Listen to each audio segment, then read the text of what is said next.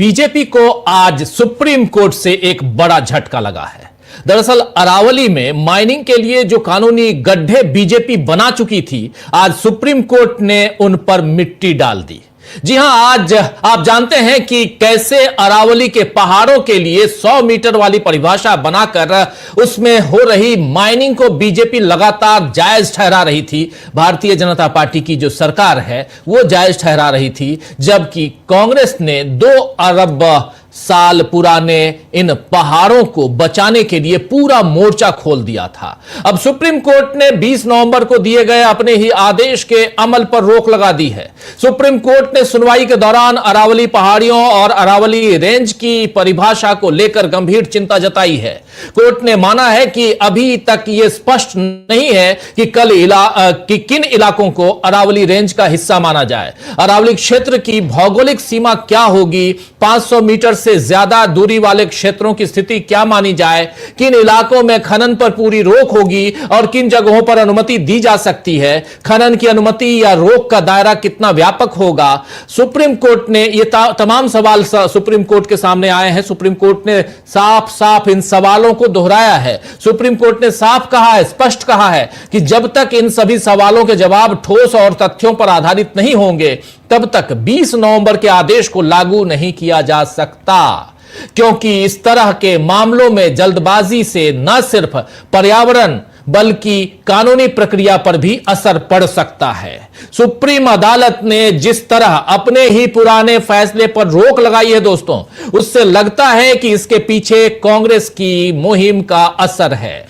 जयराम रमेश कांग्रेस के सांसद हैं, नेता हैं। उन्होंने इस फैसले का स्वागत करते हुए क्या कुछ लिखा है सोशल मीडिया पे, आइए आपके सामने रखता हूं।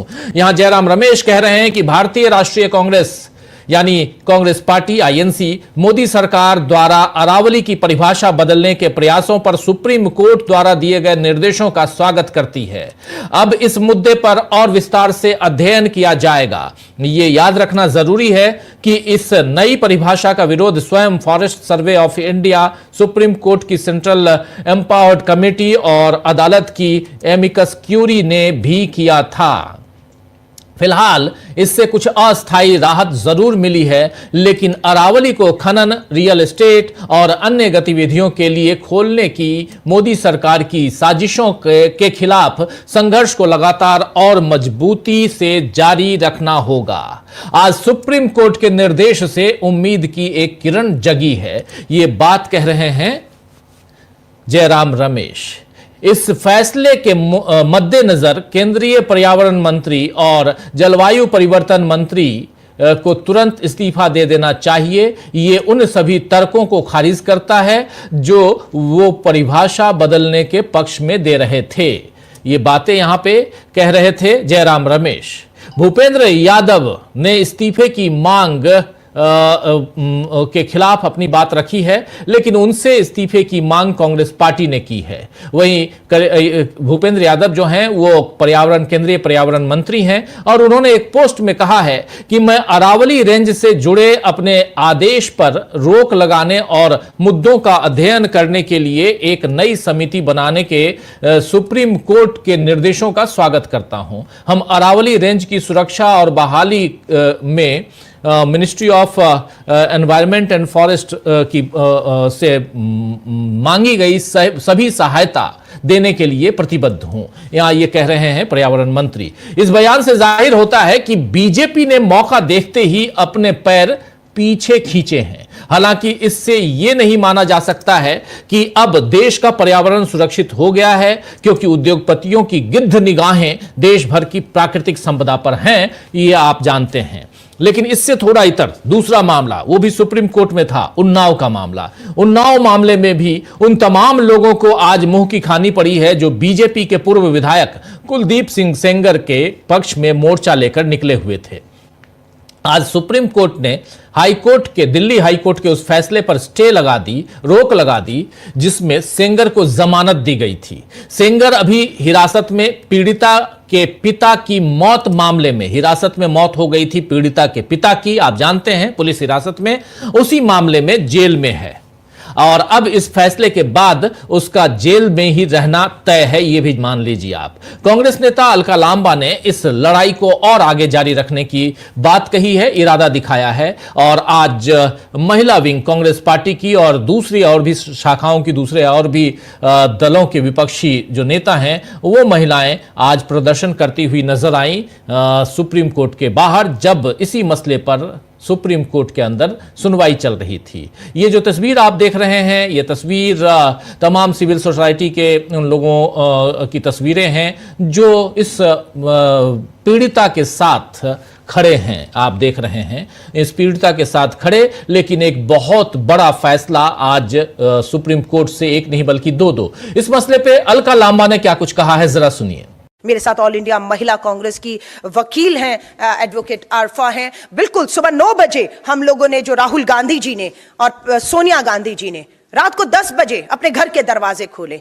जब पीड़िता हाईकोर्ट का फैसला आया तो पीड़िता अपनी मां के साथ दिल्ली आती है और इंडिया गेट पर बैठती है और भाजपा के लोग उसका हंस हंस के मजाक उड़ाते हैं। अरे उन्नाव का मामला है, दिल्ली क्यों आकर बैठ गई, और हंसते हैं। ये नहीं मालूम था हाईकोर्ट दिल्ली है, फैसला दिल्ली से आया है, उस सरकार के तहत आया है जो बेटी बचाओ का नारा देती है, उस सीबीआई की कमजोर लड़ाई की वजह से आया है, जो केंद्र के अधीन है, जो पीड़िता को न्याय नहीं अपराधी को बचाने का काम कर रही थी। राहुल गांधी जी, सोनिया गांधी जी ने पीड़िता से मिला, परिवार से मिला, उन्हें हर तरीके का हमने विश्वास दिलाया, उसकी हिम्मत को बढ़ाया कि हम इस लड़ाई में हर तरीके से, कानूनी तौर पर हो, आर्थिक तौर पर हो, उसे सुरक्षा, नौकरी, घर, अगर ये सरकार फेल होती है, केंद्र की भाजपा सरकार फेल होती है, तो भारतीय राष्ट्रीय कांग्रेस पूरी तरह से उस पीड़िता और उस जैसी अनेकों पीड़िता और उनके परिवार के साथ न्याय का हक मिलने तक खड़ी रहेंगी। तो आज जो कुछ हुआ, सुप्रीम कोर्ट से जो कुछ राहत मिली है, वो न्याय की जीत है। और राहत मिलने तक ही नहीं बल्कि इसके बाद इस लड़ाई को आगे हम जारी रखेंगे। तो 2 मामलों में तो आज बीजेपी के लिए निराशा हाथ लगी है, यानी बीजेपी के लिए निराश होने वाली खबर इन दोनों मामलों में आई है। और राहुल गांधी जिस न्याय की बात करते हैं वो काफी हद तक मिलता दिख रहा है, लेकिन फिर भी न्याय के ढेरों मामले देश में लगातार हो रहे हैं। दोस्तों, यह साल बीत रहा है, आज 29 तारीख है, अब 2 दिन बाद यह साल आखिरी होगा, यानी कल 30, परसों 31, इसके बाद 1 जनवरी और साथ साथ नया साल 2026 का आगाज। लेकिन उससे पहले यह साल क्या कुछ देकर जा रहा है, यह समझना भी जरूरी है। और इसमें एक और चौंकाने वाली घटना सामने आई और बहुत ही दुखदाई घटना है, जिसका जिक्र मैं करने जा रहा हूं। देहरादून में त्रिपुरा से आए, नॉर्थ ईस्ट त्रिपुरा, आप जानते हैं, त्रिपुरा से आए एक छात्र एंजल चकमा को जिस तरह नस्लीय नफरत भरी हिंसा में मार दिया गया, उस पर राहुल गांधी ने पहले देखिए क्या कुछ लिखा है। और ये एंजल चकमा कौन है और क्या कुछ हुआ, इस पर भी हम चर्चा करेंगे, बताएंगे आपको। लेकिन हो सकता है आप हमारे तमाम सुधीजन, आप साथी हमारे जान रहे होंगे, समझ रहे होंगे, इस खबर तक अब तक पहुंच चुके होंगे आप कि एंजल चकमा के साथ कैसे उसे 9 तारीख को मारा गया और उसके बाद 17 दिन बाद उसने देहरादून के हॉस्पिटल में दम तोड़ दिया।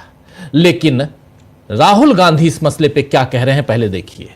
राहुल गांधी कह रहे हैं कि देहरादून में एंजल चकमा और उनके भाई माइकल के साथ जो हुआ वो एक भयावह घृणा अपराध है।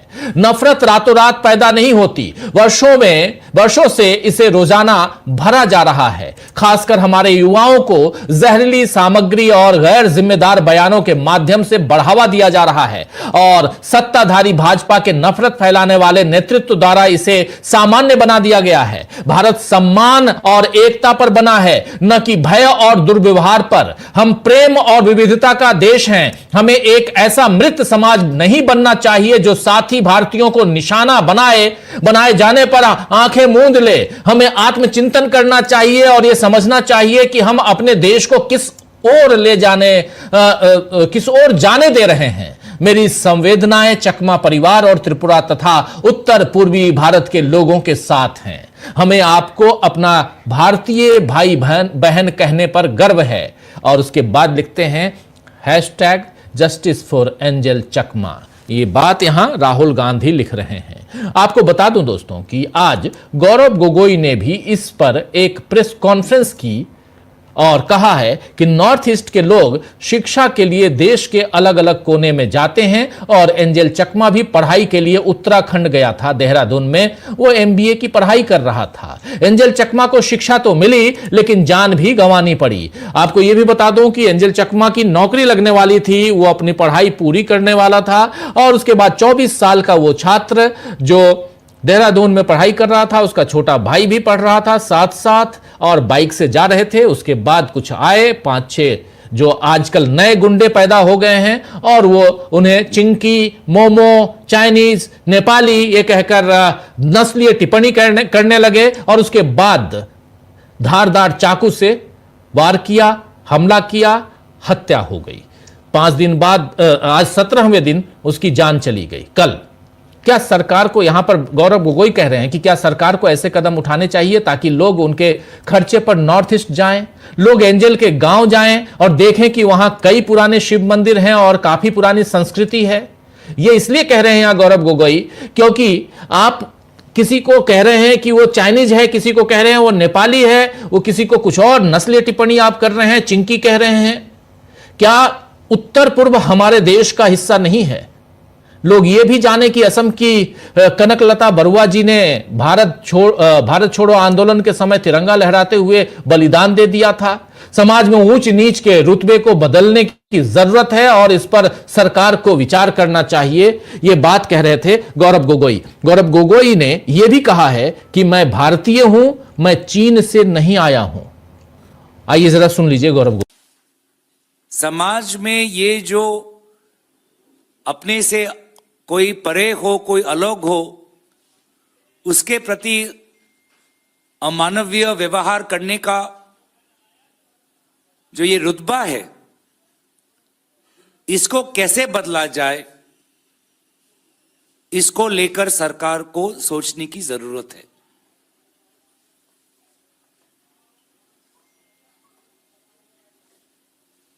क्या स्कूल के किताबों में जितनी हमें उत्तर पूर्वांचल की संस्कृति, इतिहास समझनी चाहिए,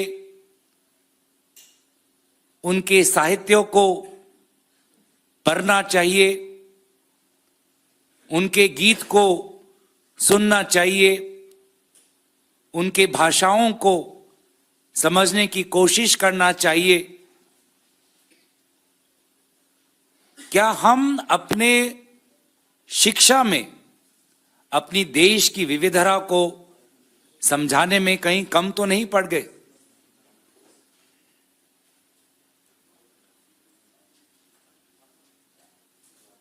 उत्तर पूर्वांचल के लोग शिक्षा के लिए देश के हर कोने में जाते हैं और शिक्षा के लिए ही अंजल चकमा उत्तराखंड गया। शिक्षा तो मिली लेकिन जान भी गंवानी पड़ी।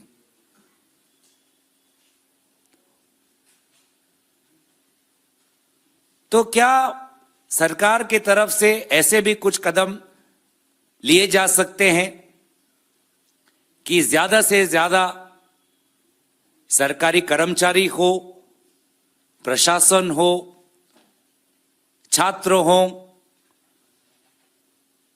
देश के विभिन्न कोने से सरकारी खर्च पर वो उत्तर पूर्वांचल जाएं, जाके देखें कि जिस उनाकोटी से अंजल चकमा आता है वहां पे कितने पुराने शिव के मंदिर हैं। जाइए असम में और गोपुर में जाके देखिए कि किस प्रकार से एक युवती कनकलता बरुआ ने स्वाधीनता संग्राम में भारत छोड़ो आंदोलन के समय भारत के झंडे को लहराते हुए जब ब्रिटिश ने उस पर आक्रमण किया तो उसने हंसते हंसते अपने जीवन का बलिदान दिया। तो सुन रहे थे आप, यहां I am an Indian not Chinese. आपको याद होगा दोस्तों, शाहरुख खान की फिल्म थी जिसमें उन्होंने कहा था माय नेम इज खान, उसका डायलॉग था, और my name is Khan and I am not a terrorist. याद होगा आपको। शाहरुख खान अमेरिका में भेदभाव का वो प्रसंग था उस वक्त उस फिल्म में, और उस पर उन्होंने कहा था, फिल्म का नाम मुझे शायद ध्यान नहीं आ रहा है, फना या कोई फिल्म थी, शायद फना फिल्म थी, उसमें वो डायलॉग था। लेकिन भारत भी अब इसका शिकार हो चुका है, और भारत में रहने वाले लोग अगर कहें कि आई एम एन इंडियन, तो इससे बुरा और क्या हो सकता है।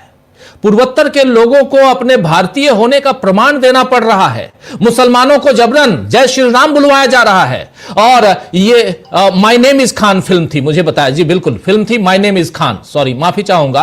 और उसमें my name is Khan film में उन्होंने कहा था, शाहरुख खान ने, कि my name is Khan and I am not a terrorist. और ये डायलॉग यहां पर कह रहे हैं, ये डायलॉग नहीं है, ये हकीकत है कि हमारे देश के लोगों को, हमारे पूर्वोत्तर के लोगों को अगर यह कहना पड़े कि आई एम एन इंडियन, तो इससे दुखद क्या हो सकता है। अगर मुसलमानों को जबरन अगर आप जय श्री राम के नारे लगाने के लिए मजबूर कर रहे हैं, तो इससे दुखद क्या हो सकता है। और यह सब मोदी और अमित शाह अपने सामने होते देख रहे हैं, और देखकर भी चुप हैं। उनका अलग ही राग चल रहा है कि देश से घुसपैठियों को बाहर करेंगे। घुसपैठिए हैं तो बाहर कर दीजिए भाई, आप 12 साल से हैं इस देश में, राज कर रहे हैं। आपकी नजरें अगर घुसपैठियों पे है तो घुसपैठियों को बाहर निकालिए। आप एसआईआर करवा रहे हैं, उसमें कितने घुसपैठिए मिले, उनको बाहर लेके आइए। लेकिन क्या ऐसा कर रहे हैं? ऐसा हो रहा है। बिल्कुल अवैध नागरिकों को देश से निकालिए, लेकिन इसके लिए क्या इंसानियत को भी निकालना जरूरी है? ये जवाब मोदी और शाह को देना चाहिए। आज ही असम में अमित शाह ने गोपीनाथ बोरदोलोई को याद करते हुए कहा है कि उनके कारण असम भारत का हिस्सा बना रहा।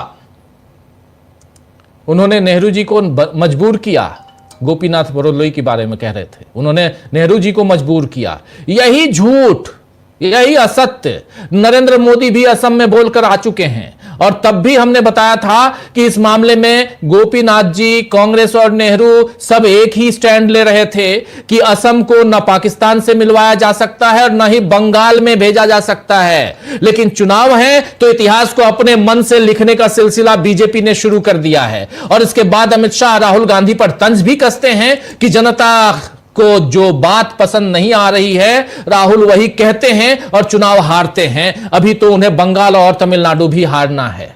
खैर, चुनाव हारना या जीतना तो चलता रहता है, लेकिन संविधान अगर बार बार हारेगा तो क्या इसकी जिम्मेदारी मोदी और शाह लेंगे?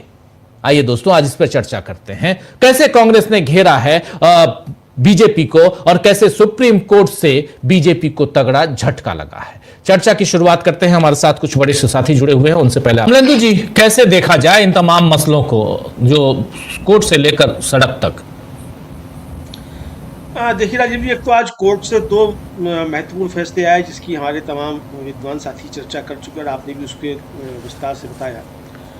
पहला तो यह है राजीव जी की जो कुलदीप सेंगर वाला केस था, उसमें जो सुप्रीम कोर्ट का आदेश आया है, हालांकि ये भी अभी इंटरिम आदेश है, हाई कोर्ट का भी इंटरिम ऑर्डर था। हाई कोर्ट ने इंटरिम ऑर्डर में ही जो थे सारे मेरिट्स तय कर दिए थे, ये कहते हुए कि हम मेरिट में नहीं जा रहे हैं। मतलब ये आदेश में लिखा है कि हम मेरिट में नहीं जा रहे हैं, और मेरिट तय कर दी कि भाई ये लोक सेवक नहीं है।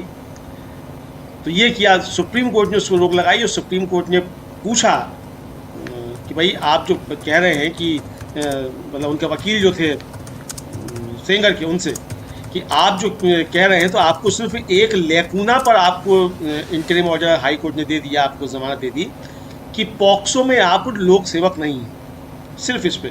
लेकिन जो 376 थी, 2(1) थी, उस पर तो चर्चा ही नहीं हुई। वहाँ उस पर जो अपराध था उस पर तो चर्चा ही नहीं हुई।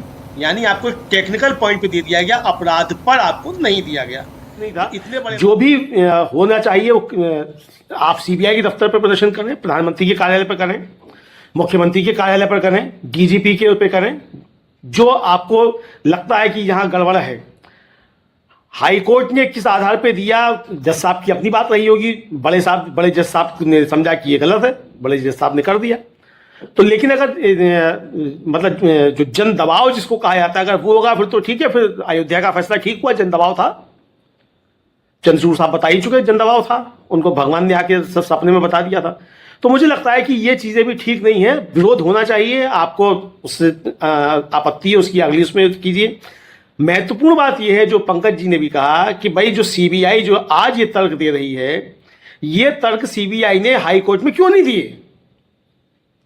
सीबीआई को ये ज्ञान की प्राप्ति आज हो गई कि साहब वो लोक सेवक जो है, करप्शन एक्ट में तो लोक सेवक है और पॉक्सो में नहीं है, लेकिन वो चूंकि प्रभावशाली व्यक्ति है और वो हो सकता है, और ए आर अंतुले का मामला जो है वो एक केस के मामले में जो है वो केवल है कि वो लोक सेवक नहीं है, और जो केस का जो मतलब सरकमस्टांसेस हैं उनके अनुसार वो नहीं है, पूरे उस पर लागू नहीं होता है। तो ये बात हाई कोर्ट में क्यों नहीं रखी गई? इसका मतलब राजीव जी साफ सी बात यह है कि सरकार जो थी वो चाहती थी, सीबीआई मतलब क्या है? सीबीआई मतलब सरकार चाहती थी कि सेंगर साहब रिहा हो जाए, सीधी सी बात ये। तो धरना प्रदर्शन सरकार क्या होना चाहिए था, वो हो रहा था दूसरी जगह पे। बहरहाल सुप्रीम कोर्ट ने उसको ठीक किया, नोटिस इशू किया है और ये आ गया। दूसरी बात राजीव जी, सुप्रीम कोर्ट भी इस व्यवस्था का ही संरक्षक है। किसी को लगता हो कि सुप्रीम कोर्ट हमारा संरक्षक है या नागरिकों का संरक्षक है, हालांकि देखा जाए तो विधायी तौर पर जो है वो संविधान का कस्टोडियन है, लेकिन उस जो एक तरह से कहा जाए वो जो संरक्षक है वो व्यवस्था का ही संरक्षक है। तो वो पहले व्यवस्था को बचाएगा, बाद में हमको न्याय देगा। तो वो व्यवस्था के साथ खड़ा होता हुआ दिखाई पड़ता है। भाई जिस फैसले पर आज रोक लगा दी है सुप्रीम कोर्ट ने, उस फैसले पे आपने जारी क्यों कर दिया है? सरकार की बात क्यों मान ली थी? जबकि 2010 में यही सुप्रीम कोर्ट इसको नकार चुका है। जो ये 100 मीटर वाली अवधारणा है, डेफिनेशन है, यही सुप्रीम कोर्ट उसको नकार चुका था। फिर आपने उसको स्वीकार कर लिया और आज आप कह रहे हैं कि अब इस पे हम जो अपनी रोक लगाते हैं अपनी आदेश में, और इस पे हम सरकार से पूछेंगे खनन का मामला क्या है। भैया अब तो पहले भी आनी चाहिए थी। सरकार अगर इसका कम करने की बात कर रही है तो क्यों कर रही है? ये बात तो होनी चाहिए थी ना कि इसके पीछे मंशा क्या है सरकार की। और जो पर्यावरण की बातें आज समझ में आ रही है तो पहले भी आनी चाहिए थी। बहरहाल देर आए दुरुस्त आए। इसके बाद भी जब जनवरी में इसकी सुनवाई होगी तब क्या मतलब फैसला आता है वो देखा जाएगा। सरकार तब तक क्या चीज़ लेकर आती है और कैसे समझाती है कि ये पहाड़ियाँ जो खड़ी हुई हैं किस लिए देश के लिए खतरा हो गई हैं। पाकिस्तान से जो लोग चले आते हैं इन पहाड़ियों पर चढ़ते हुए, ये भी बताया जा सकता है कि ये पहाड़ियाँ जो हैं इस देश के लिए बहुत खतरा हो गई हैं, इसलिए अरावली पूरा काट डालो। कल को बता देंगे ये हिमालय जो है ये देश के लिए बहुत बड़ा खतरा पैदा हो गया है, इसको पूरा काट डालो, समुद्र में गिराओ इसको। सरकार है राजीव जी, कुछ भी कर सकती है, कुछ भी तर्क दे सकती है। उसके अपने पर्यावरणविद हैं जो कुछ भी ज्ञान दे सकते हैं, उसके अपने अर्थशास्त्री हैं वो कुछ भी अर्थशास्त्र बता सकते हैं। तो ये भी बताया जा सकता है कि अरावली की पहाड़ियाँ इस देश के लिए खतरा हो गई हैं, इसलिए इनको गिराया जाना बहुत ज़्यादा जरूरी है, वरना आतंकवाद बढ़ जाएगा।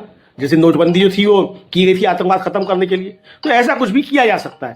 लेकिन राजीव जी इसके साथ साथ जो जिस तरीके से हमारे डिवाइडर इन चीफ साहब जो है वो डिवाइड करते रहते हैं पूरे, ये अब इतना आगे बढ़ जाएगा कि अभी तक तो खतरा था हिंदुओं पे था, अब मुसलमानों पे था कि साहब उनकी लिंचिंग होती थी, दलितों की लिंचिंग हो जाती थी कभी कभी गाय के नाम पर। लेकिन अब हिंदू ही जो उनकी लिंचिंग होगी राजीव जी, तो कैसा हिंदू राष्ट्र बनाना चाहते हैं हमारे हिंदू हृदय सम्राट? ये तो सवाल है ना। भाई चलिए आपने किसी मुसलमान का किया हो तो हम भी खामोश बैठ जाते हैं, ठीक है हिंदू राष्ट्र बन रहा है, उसके लिए जरूरी है कुछ मुसलमानों का बलिदान, ठीक है आपने ले लिया। कुछ दलितों का बलिदान भी जरूरी है, आजकल वो भी ज़्यादा कुछ हिंदू हो रहे हैं, तो चलिए हिंदू राष्ट्र के लिए उनका भी बलिदान जरूरी है। धीरेन्द्र शास्त्री निकले हुए हिंदू राष्ट्र बनाने के लिए, तो ठीक है उनके लिए भी। लेकिन भाई अगर ये हिंदू राष्ट्र हिंदुओं की ही लाशों पे और हिंदुओं की ही लिंचिंग करके बनना, तो ये कैसा हिंदू राष्ट्र बनाना चाहते हैं? ये सवाल तो है। तो ये सवाल राजीव जी हिंदुओं को ही सोचना है कि आप किन लोगों को पाल पोस रहे हैं, आप किनके पीछे खड़े हुए हैं जो हिंदुओं के सबसे बड़े दुश्मन हो गए। तो ये नफरत की आग राजीव जी है जब ये होती है। वो रात इंदौरी का शेर था ना कि लगेगी आग तो आएंगे कई घर जद में, यहाँ हमारा ही मकान थोड़ी है। तो सच साबित होता वो दिखाई पड़ रहा है। हमें नहीं पता कि राहत इंदौरी ने किस संदर्भ में कहा था, क्यों कहा था, इस तरह की बात क्यों कही थी, लेकिन बार कोट किया जाता है। तो लेकिन वो बातें जिस भी संदर्भ में कही गई हैं वो आज सच होती दिखाई पड़ती हैं कि अब ये आग जो है वो हिंदुओं के घर तक पहुंच रही है। तो जो आपस में लड़ाने का खेल है राजीव जी, डिवाइड एंड रूल, बांटो और राज करो की जो राजनीति है, कि उसकी रणनीति है, वो अच्छे तरीके से निभाई जा रही है। जिस पत्रिका ने भी तमगा दिया था डिवाइडर इन चीफ, उसको राजीव जी प्रणाम है। सुबह उठ के सुबह रोज प्रणाम किया जाना चाहिए उस पत्रिका को कि उसने इतनी अच्छी उपाधि दी, नोबेल पुरस्कार से ज़्यादा अब वो जो है हिंदुओं के ऊपर एक संकट बनकर आ रहा है, ये साफ तौर से राजीव जी देखा जा सकता है।